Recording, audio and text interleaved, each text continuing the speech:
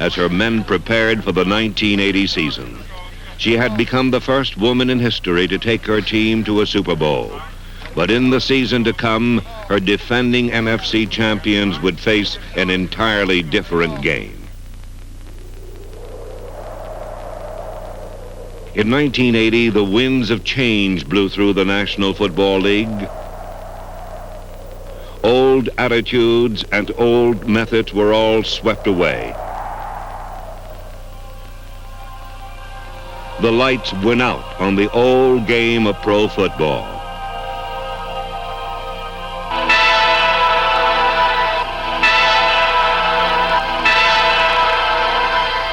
Football became throw ball, a new game whose battlefield was not the turf, but the sky. Last year, the league threw its way to the most points in NFL history. First down, anytime, anywhere was right for throwing the football. The masters of this new game were the Los Angeles Rams. So daring were the Rams that they led the entire conference in touchdown passes. Their wide-open attack earned them their unprecedented 8th straight trip to the playoffs and the right to meet Dallas in the NFC wild card game.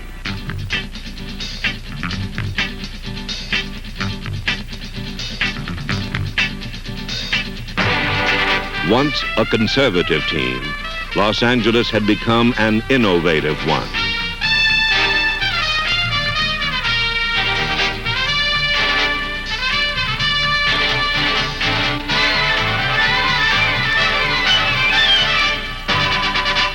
After the first half of this important game, they were deadlocked with the Cowboys.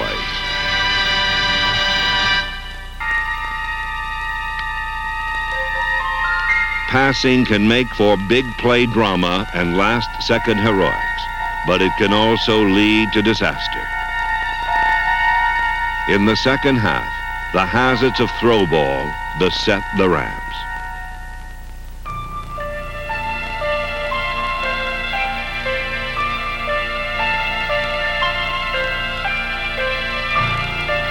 Throwing the football is risky business. An arching rainbow can bring sudden victory. But against the Cowboys, that rainbow led to something far different than a pot of gold.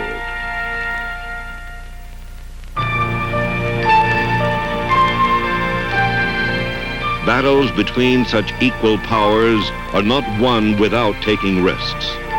The Rams took those risks and lost.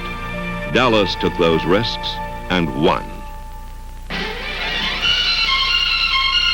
To be sure, the defending NFC champions did not return to the Super Bowl, but more importantly, they became a new team for a new era. They played to sell out crowds all season.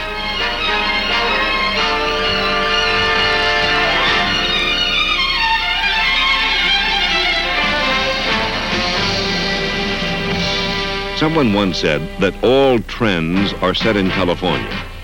The Rams didn't initiate throw ball, but they sure were good at it.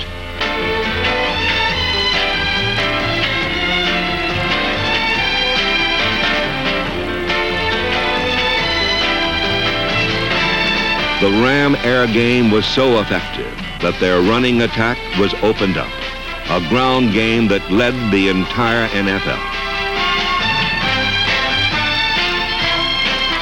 Clearly, owner Georgia Frontiere, general manager Don Klosterman, and head coach Ray Malavasi have brought an exciting big play team to Los Angeles.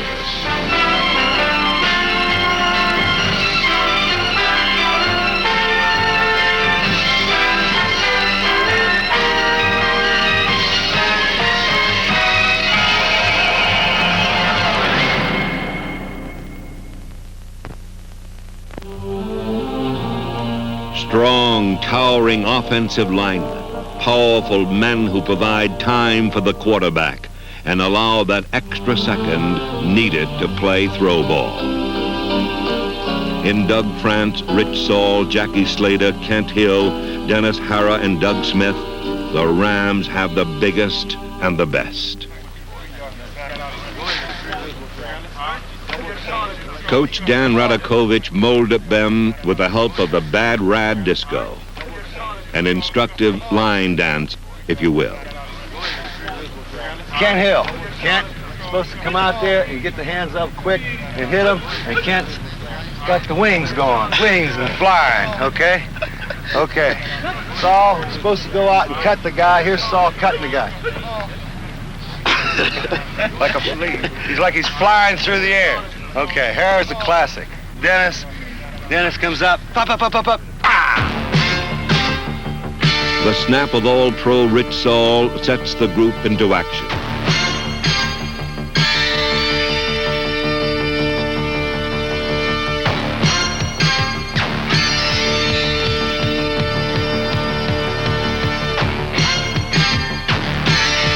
Aided by reserves like Bill Bain and Irv Pankey, the line executed so well that the Rams were the best rushing team in football. Cullen Bryant followed crushing blocks to a career-high 807 yards.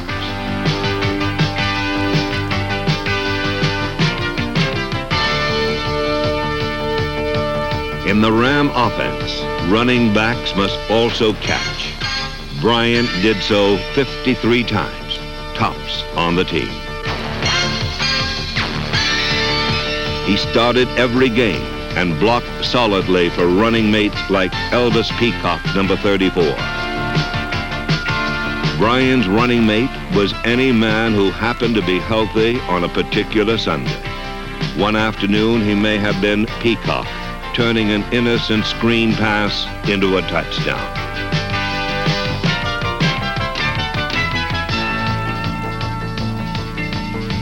On another Sunday, second-year man Eddie Hill might be seen gliding in the sun. On yet another given day, Mike Gooman, who rushed for 4 touchdowns as a rookie, could be seen powering to a score. Although playing little in 1980 because of injuries, Wendell Tyler might have been the best back of all. Towards the end of the year, Los Angeles looked to number 33, who was far more than a back who happened to be healthy. His name was Gerald Thomas, a special runner who rushed for over 140 yards in each of the Rams' 2 season-ending games. For the first time in 23 years, the Rams were the number 1 rushing team. But in week 1, their passing attack suffered a major setback. Pat Hayden, who for 4 years guided the Rams to the playoffs, suffered an opening day broken hand. Hopes for the big play were put on ice. While backups Bob Lee and Jeff Rutledge waited in the wings, Vince Ferragamo took over and never relinquished the job.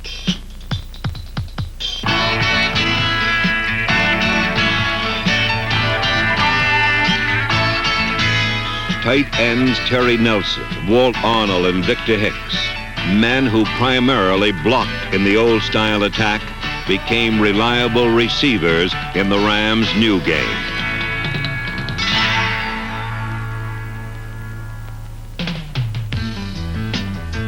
In a game now founded upon the forward pass, talented wide receivers are at a premium. Los Angeles can boast of 5.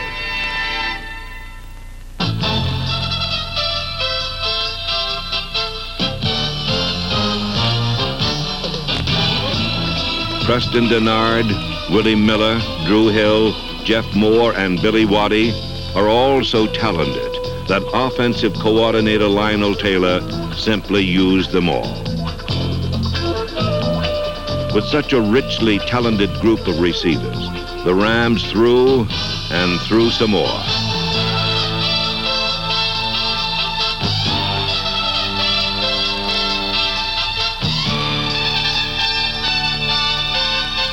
A team once known for its ball control soon gained a reputation for its prodigious passing. No team in the NFL threw more touchdown passes than Los Angeles. And for the first time ever, they totaled more than 6,000 yards. The 1980 Rams gained more yards, completed more passes, and ran up more first downs than any previous Los Angeles team.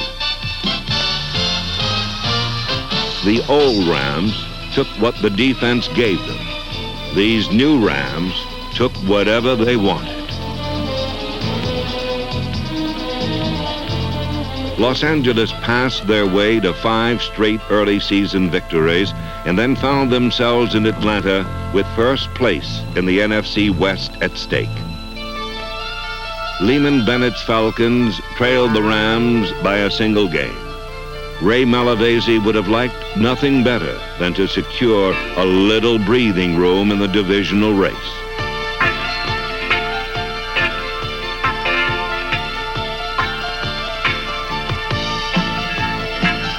Although the Rams commanded both sides of the line of scrimmage, once again it was the big play that gave them a 10-6 lead with less than 2 minutes remaining.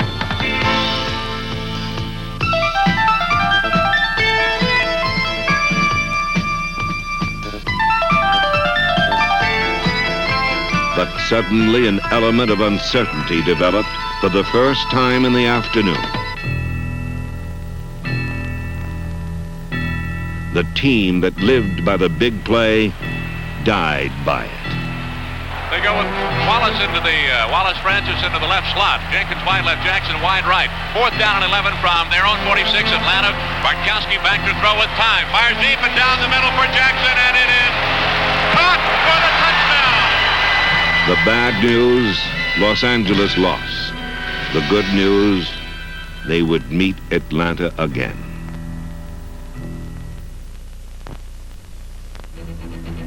It was 10 years ago when he first took the field as a pro. Now, as an NFL fixture, Jack Youngblood finds himself facing a new challenge, defensing throw ball. He and fellow defensive end Fred Dreyer now must pressure the quarterback like never before. For Dreyer, the wisdom drawn from 13 seasons in the pro football wars was more than enough to meet the challenge of the new game.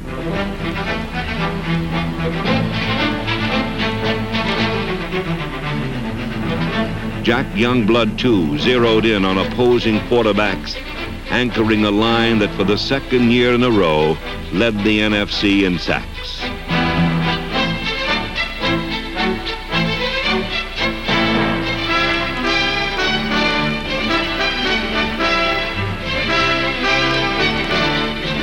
In the past, linebackers like George Andrews, Carl Eckern, Jim Youngblood, Jack Reynolds, and number 51, Joe Harris, merely concentrated on stopping the run.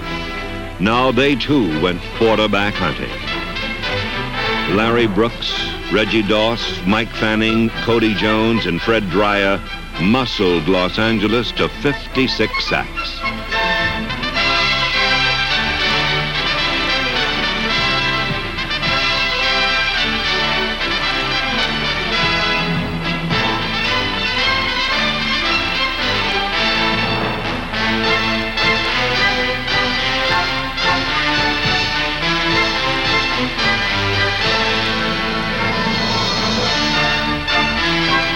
Bud Carson's defense was the league's top-ranked unit when it counted most during the season's final 6 weeks.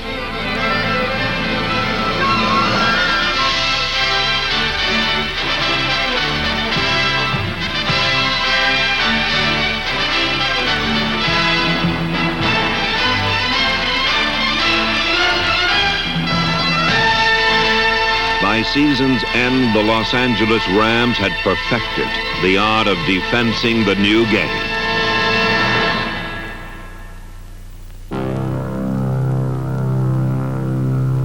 But still, every Sunday they would come, these gifted and mercury-quick wide receivers. Some traveled in pairs. Each was fast. Each was smart. and all could burn defenses in the wink of an eye.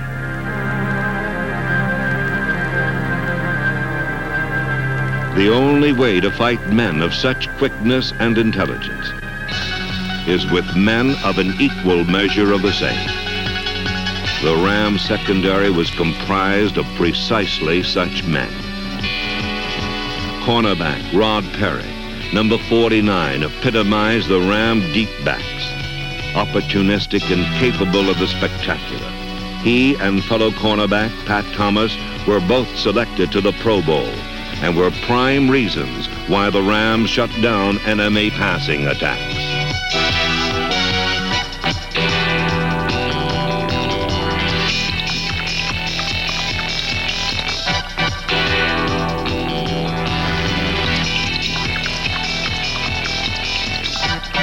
A vital addition to the Rams secondary was hitter Johnny Johnson.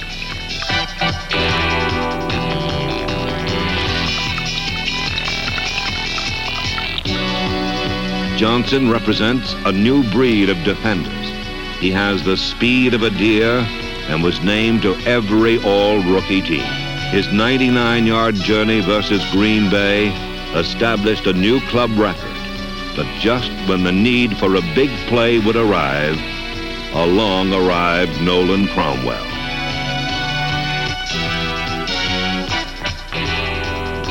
Cromwell turned in a very special season in 1980. His 8 interceptions led the NFC, and he was named the Conference Defensive Player of the Year. He is an athlete of diverse skill who can perform a one-handed wonder and then transform a rare mistake into good fortune. The big play at the Big A was turned in by the offense and defense alike. But some of the biggest plays of all were contributed by the Rams special teams. Versatile Frank Corral was the team's kicker and punter, and men like Jeff Delaney, Greg Horton, Leroy Irvin, and number 23, Lucius Smith, made sure deep men stayed deep. As well, Ed McGlasson, Lydell Mitchell, Phil Murphy, Conrad Rucker, Ivory Sully, Greg Westbrooks, and number 33, Gerald Thomas, were big playmen on the Rams special teams. Kick returner Drew Hill reeled off the big play that kick returners dream of last season, and towards the end of the year, the exciting Rams won 4 of 5. Ahead lay a pair of supreme tests, back-to-back confrontations with 2 of the NFL's best.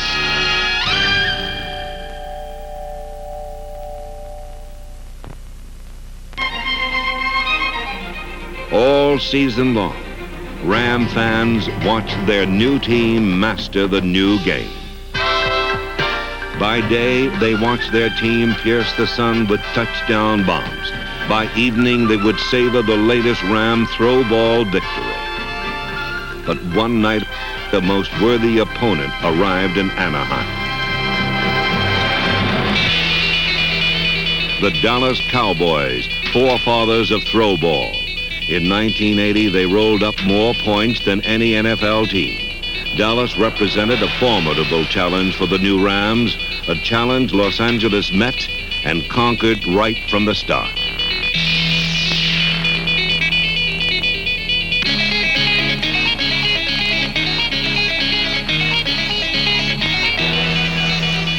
The Cowboys were never in the game.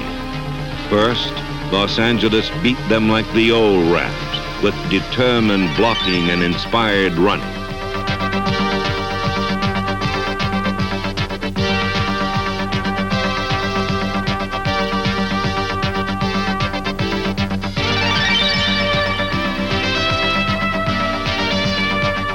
Later, they beat them like the new Rams, with a bombs-away, devil-may-care attack. Ben's going deep up the right for Waddy. He's there. In the end zone, touchdown. First down at the Dallas 34. Back to throw. Ferragamo steps inside the pressure. Fires up the left side. Touchdown! The Rams were 38-14 winners. But their new wave had apparently broken too soon to wash away the Falcons on 1980's final Sunday.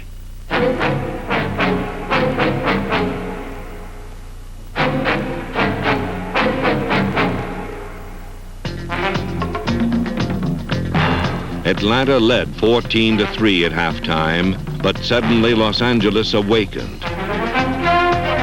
With the division race decided, the Rams were playing for pride. They had never lost at home to the Falcons. A touchdown pass to Preston Dennard and a mighty run by Gerald Thomas tied it at 17. And in overtime, the Ram defense simply took charge.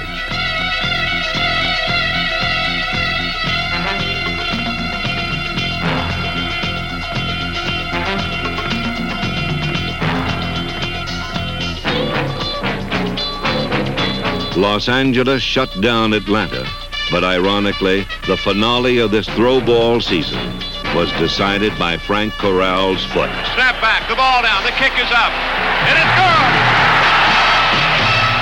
While Los Angeles did not overtake the Falcons to win the division, they gave their rivals something to think about next year. But more importantly, the innovative Rams had conquered a new game. With the best offensive line in football, with a passing attack second to none, with a punishing defensive line, and with an outstanding secondary, the Rams will look to the winning talents of quarterback Pat Hayden, as well as the leadership of Bob Lee, to once more bring about the return of the big play.